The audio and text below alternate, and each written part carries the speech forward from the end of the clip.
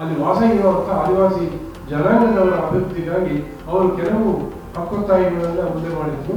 ಅವುಗಳೆಲ್ಲವೂ ಕೂಡ ಸಹಾನುಭೂತಿಯಿಂದ ಅವುಗಳನ್ನು ಕನ್ಸಲ್ಟ್ ಮಾಡ್ತೀವಿ ಅಂತ ಹೇಳಿತಾ ಇದ್ರು.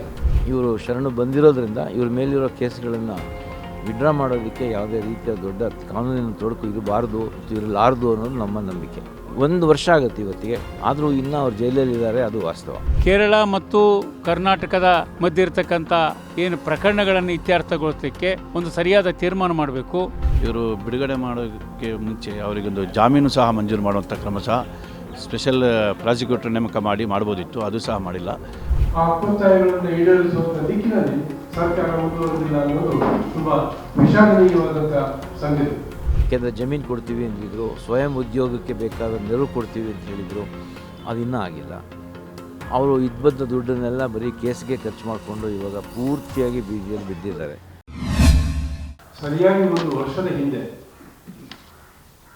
2025 ಜನವರಿ 8ನೇ ತಾರೀಕು ಇದೇ ದಿನ ಈ ಹೊತ್ತಿಗೆ ನಾವು ಕೆಲವರು ಶಾಂತಿಗಾಗಿ ನಾಗರಿಕ ವೇದಿಕೆ ಸದಸ್ಯರು, ನಾನು, ಡಾಕ್ಟರ್ ಶ್ರೀಧರ್ ಅವರು ಮತ್ತು ತಾರಾರಾವ್ ಮತ್ತು ನೂರ್ ಶ್ರೀಧರ್, ಇನ್ನು ಕೆಲವರು ಗೆಳೆಯರು ಅಲ್ಲಿ ಸ್ಥಳೀಯವಾಗಿರುವಂಥದ್ದು ಚಿಕ್ಕಮಗಳೂರು ಜಿಲ್ಲೆಯಲ್ಲಿ.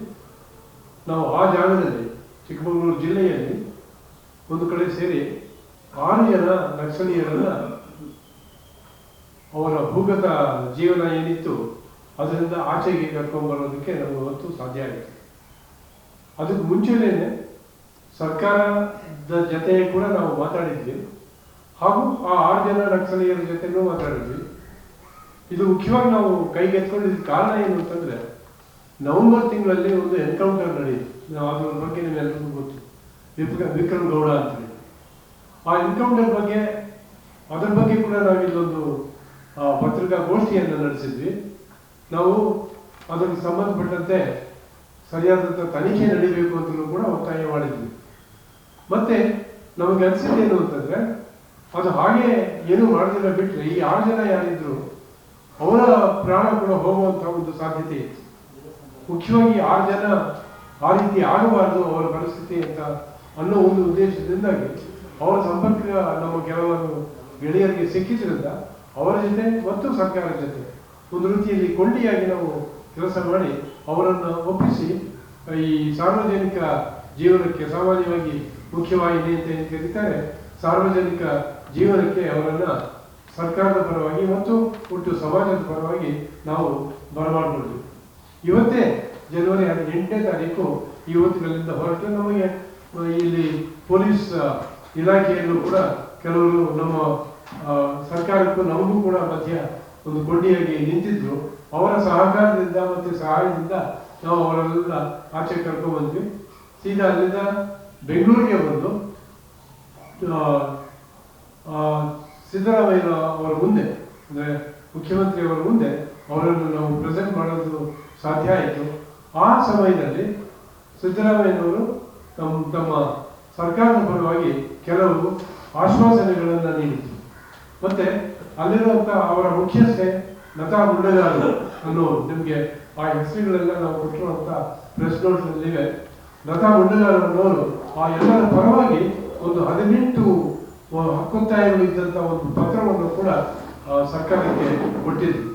ಅದರಲ್ಲಿ ಯಾವುದೂ ಕೂಡ ಅವರ ವೈಯಕ್ತಿಕ ಜೀವನಕ್ಕೆ ನಮಗೆ ಹಾಗೆ ಮಾಡಬೇಕು, ನಮ್ಮ ಜೀವನ ಇನ್ನೂ ಚೆನ್ನಾಗಿರಬೇಕು ಅನ್ನೋದಕ್ಕಿಂತ ಕೂಡ ಆ ಜಾಗ, ಅದು ಮುಖ್ಯವಾಗಿ ಆದಿವಾಸಿ ಜನಾಂಗ ವಾಸ ಮಾಡುವಂಥ ಜಾಗ, ಆ ಜಾಗದ ಅಭಿವೃದ್ಧಿಗಾಗಿ ಮತ್ತು ಅಲ್ಲಿ ವಾಸ ಇರುವಂಥ ಆದಿವಾಸಿ ಜನಾಂಗದವರ ಅಭಿವೃದ್ಧಿಗಾಗಿ ಅವರು ಕೆಲವು ಹಕ್ಕೊತ್ತಾಯಿಗಳನ್ನು ಮುಂದೆ ಮಾಡಿದ್ರು.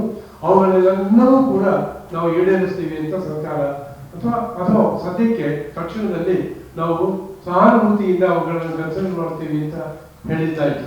ಮತ್ತೆ ಅದಕ್ಕಿಂತ ಮುಖ್ಯವಾಗಿ ನಾವು ಸರ್ಕಾರದ ಮುಂದೆ ಕೆಲವು ಮುಖ್ಯವಾದಂತಹ ಹಕ್ಕೊತ್ತಾಯಗಳನ್ನ ಇಟ್ಟಿದ್ವಿ. ಇವತ್ತು ಒಂದು ಆ ಹಕ್ಕೊತ್ತಾಯಗಳು ಏನು ಅನ್ನೋದು ನಮ್ಮ ಪ್ರೆಸ್ ನೋಟಿದೆಯಲ್ಲ, ಸಿದ್ದರಾಮಯ್ಯನವರಿಗೆ ನಾವು ಕೊಟ್ಟಂತಹ ಪತ್ರ ಅದರಲ್ಲಿ ಇವೆ. ಆದರೆ ಇದುವರೆಗೂ ಕೂಡ ಯಾವುದೇ ಒಂದು ವಿಧದಲ್ಲಿ ಆ ಹಕ್ಕೊತ್ತಾಯಗಳನ್ನು ಈಡೇರಿಸುವಂತ ದಿಕ್ಕಿನಲ್ಲಿ ಸರ್ಕಾರ ಮುಂದುವರೆದಿಲ್ಲ ಅನ್ನೋದು ತುಂಬಾ ವಿಷಾದನೀಯವಾದಂಥ ಸಂಗತಿ. ಅದಕ್ಕಾಗಿ ನಾವಿವತ್ತು ಸಿದ್ದರಾಮಯ್ಯನವ್ರನ್ನ ಮೀಟ್ ಮಾಡೋದಕ್ಕೆ ಹೋಗಿದ್ವಿ.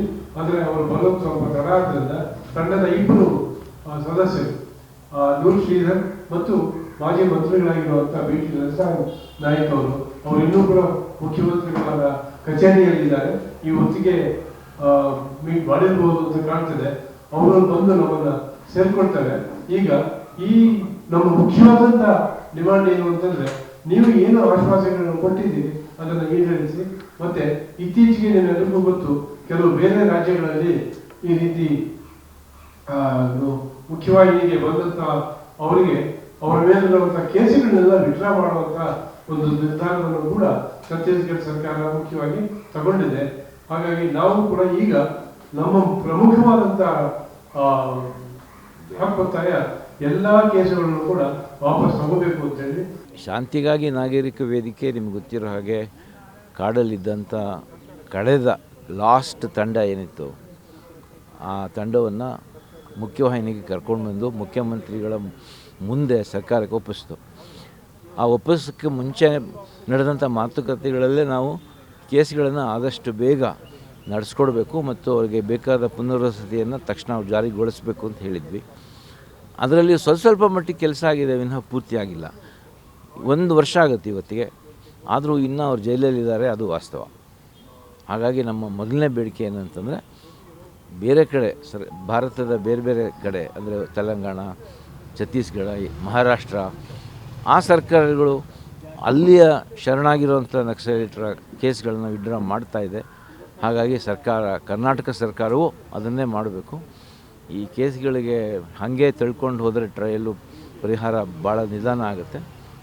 ಮತ್ತು ಇವರು ಶರಣು ಬಂದಿರೋದ್ರಿಂದ ಇವ್ರ ಮೇಲಿರೋ ಕೇಸ್ಗಳನ್ನು ವಿಡ್ರಾ ಮಾಡೋದಕ್ಕೆ ಯಾವುದೇ ರೀತಿಯ ದೊಡ್ಡ ಕಾನೂನಿನ ತೊಡಕು ಇರಬಾರ್ದು ಮತ್ತು ಇರಲಾರದು ಅನ್ನೋದು ನಮ್ಮ ನಂಬಿಕೆ. ಕೇಸ್ಗಳು ವಿಡ್ರಾ ಮಾಡೋದು ಅಷ್ಟೇ ಅಲ್ಲದೆ, ಯಾವ ಒಂದು ಪುನರ್ವಸತಿಯನ್ನು ಸರ್ಕಾರ ಘೋಷಿಸುತ್ತೋ ಆ ಘೋಷಣೆಯ ಪರವಾಗಿ ಅನುಗುಣವಾಗಿ ಅವರಿಗೆ ಆದಷ್ಟು ಬೇಗ ಪುನರ್ವಸತಿಯನ್ನು ಕೂಡ ಒದಗಿಸಬೇಕು ಅನ್ನೋದು ನಮ್ಮ 2ನೇದು ಒತ್ತಾಯ.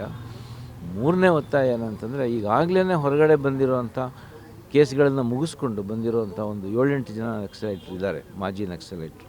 ಅಂದರೆ ಈಗಾಗಲೇ ಅವರು ಹೊರಗಡೆ ಸಮಾಜದಲ್ಲಿ ಇದ್ದಾರೆ, ಆದರೆ ಅವರಿಗೆ ಪುನರ್ವಸತಿ ಇನ್ನೂ ಸರಿಯಾಗಿ ಜಾರಿಗೆ ಆಗಿಲ್ಲ. ಅದಾಗಬೇಕು. ಯಾಕೆಂದರೆ ಜಮೀನು ಕೊಡ್ತೀವಿ ಅಂದಿದ್ರು, ಸ್ವಯಂ ಉದ್ಯೋಗಕ್ಕೆ ಬೇಕಾದ ನೆರವು ಕೊಡ್ತೀವಿ ಅಂತ ಹೇಳಿದರು, ಅದು ಇನ್ನೂ ಆಗಿಲ್ಲ. ಅವರು ಇದ್ಬದ್ದ ದುಡ್ಡನ್ನೆಲ್ಲ ಬರೀ ಕೇಸ್ಗೆ ಖರ್ಚು ಮಾಡಿಕೊಂಡು ಇವಾಗ ಪೂರ್ತಿಯಾಗಿ ಬೀದಿಯಲ್ಲಿ ಬಿದ್ದಿದ್ದಾರೆ. ಈ ಥರ ಅವ್ರನ್ನ ನಡೆಸ್ಕೊಡ್ಬಾರ್ದು.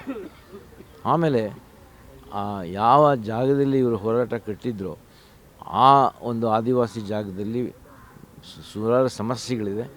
ಅದನ್ನೆಲ್ಲ ಪಟ್ಟಿ ಮಾಡಿ ಒಂದು 18 ಬೇಡಿಕೆಗಳನ್ನು ನಕ್ಸಲೈಟ್ರನ್ನೇ ಶರಣಾದಾಗ ಮುಖ್ಯಮಂತ್ರಿಗಳಿಗೆ ಸಲ್ಲಿಸಿದರು.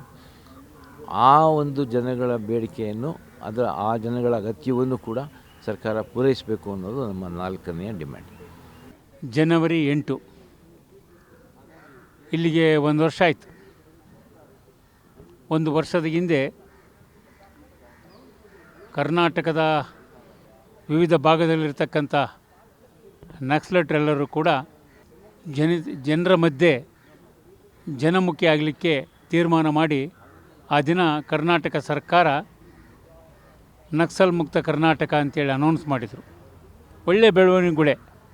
ಆದರೆ ಅವರಿಗೆ ಕೊಟ್ಟಿರ್ತಕ್ಕಂಥ ಮಾತು, ಅವರಿಗೆ ಪುನರ್ವಸತಿ ವಿಚಾರದಿಂದ ಹಿಡಿದು ಕಳೆದ 1 ವರ್ಷದಿಂದ ಅವರು ಸಂಪೂರ್ಣವಾಗಿ ಜೈಲಲ್ಲಿ ಇರ್ತಕ್ಕಂಥದ್ದು. ಕೆಲವು ಜನ ಮಾತ್ರ ಬಿಡುಗಡೆ ಆಗಿದ್ದಾರೆ, ಕೆಲವು ಜನ ಇನ್ನೂ ಕೂಡ ಸಮಸ್ಯೆಯನ್ನು ಅನುಭವಿಸ್ತಾ ಇದ್ದಾರೆ. ಕರ್ನಾಟಕ ಸರ್ಕಾರಕ್ಕೆ ಈ ಸಂದರ್ಭದಲ್ಲಿ ಎಚ್ಚರಿಕೆಯನ್ನು ಮೂಡಿಸಲಿಕ್ಕೆ ಮತ್ತು ಮುಖ್ಯಮಂತ್ರಿಗಳ ಗಮನಕ್ಕೆ ತಂದು, ಏನು ನಕ್ಸಲ್ ವಾದವನ್ನು ಬಿಟ್ಟು ಜನತಾ ಚಳವಳಿಗೆ ಭಾಗವಹಿಸಲಿಕ್ಕೆ ಇಚ್ಛೆಪಟ್ಟಿರ್ತಕ್ಕಂಥ ಅನೇಕ ಸಂಗಾತಿಗಳು ಇವತ್ತು ಸಂಕಷ್ಟದಲ್ಲಿರ್ತಕ್ಕಂಥ ಈ ಸಂದರ್ಭದಲ್ಲಿ ಮುಖ್ಯಮಂತ್ರಿಯವರ ಗಮನಕ್ಕೆ ತರಲಿಕ್ಕಾಗಿಯೇ ನಾವು CM ಹತ್ರ ಹೋಗಿದ್ವಿ. ಆದರೆ ಮುಖ್ಯಮಂತ್ರಿಗಳು ಸಿಗಲಿಲ್ಲ, ಇನ್ನೂ ಕಾರ್ಯಕ್ರಮದಲ್ಲಿದ್ದರು. ಆ ಕಾರಣಕ್ಕೆ ಈ ದಿನ ನಾವು ರಾಜ್ಯ ಸರ್ಕಾರ ಕೇಳ್ತಕ್ಕಂಥದ್ದು ಏನೆಂದರೆ, ಕೇರಳ ಮತ್ತು ಕರ್ನಾಟಕದ ಮಧ್ಯೆ ಇರತಕ್ಕಂಥ ಏನು ಪ್ರಕರಣಗಳನ್ನು ಇತ್ಯರ್ಥಗೊಳಿಸಲಿಕ್ಕೆ ಒಂದು ಸರಿಯಾದ ತೀರ್ಮಾನ ಮಾಡಬೇಕು. ಅವರಿಗೆ ಕೊಟ್ಟಿರ್ತಕ್ಕಂಥ ಈ ಛತ್ತೀಸ್ಗಢದಲ್ಲಿ ಏನಿವತ್ತು ನಕ್ಸಲೈಟರಿಗೆ ತಕ್ಷಣ ಅಲ್ಲಿರ್ತಕ್ಕಂಥ ಪರಿಹಾರಗಳನ್ನ ಏನು ಒದಗಿಸ್ತಕ್ಕಂಥ ಕೆಲಸವನ್ನು ಮಾಡಿದರು, ಆ ಮಾದರಿಯಲ್ಲಿ ಕರ್ನಾಟಕದ ಕೂಡ ಜಾರಿಗೆ ತಂದು ಇವ್ರನ್ನ ಸಂರಕ್ಷಣೆ ಮಾಡ್ತಕ್ಕಂಥ ಕೆಲಸಕ್ಕೆ ರಾಜ್ಯ ಸರ್ಕಾರ ಆಗಬೇಕು. ಆಗದೇ ಇದ್ದರೆ ಮುಂದಿನ ದಿನಗಳಲ್ಲಿ ಜನರ ಮಧ್ಯೆ ಹೋಗಿ ಈ ಒತ್ತಾಯಗಳನ್ನು ರಾಜ್ಯ ಸರ್ಕಾರಕ್ಕೆ ಮನವರಿಕೆ ಮಾಡ್ತಕ್ಕಂಥ ಹೋರಾಟವನ್ನು ರೂಪಿಸಬೇಕಾಗುತ್ತೆ ಅಂತಕ್ಕಂಥ ಎಚ್ಚರಿಕೆಯನ್ನು ಕೂಡ ಈ ಸಂದರ್ಭದಲ್ಲಿ ನೀಡ್ತಾ ಇದ್ದೀವಿ.